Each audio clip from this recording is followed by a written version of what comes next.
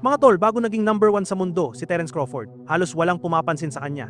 Walang hype, walang malaking promotions, pero isa lang ang meron siya, disiplina at gutom manalo. Lumaki si Crawford sa Omaha, Nebraska, malayo sa boxing spotlight.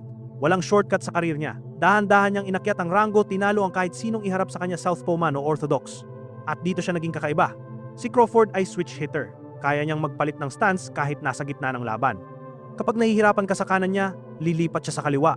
Kapag nababasa mo na galaw niya, bigla siyang mag-a-adjust. Para kang nakikipaglaban sa dalawang magkaibang fighter. Pero hindi lang skills ang dahilan kung bakit siya naging Tam No. 1. Ring IQ ang pinakamalakas niyang sandata. Alam niya kung kailan umatras, kailan pumasok, at kailan tatapusin ang laban. Hindi siya nagmamadali, hinihintay niya ang perfect moment. At nung hinarap niya ang pinakamalalakas Spence Porter Khan, isa-isa silang bumagsak.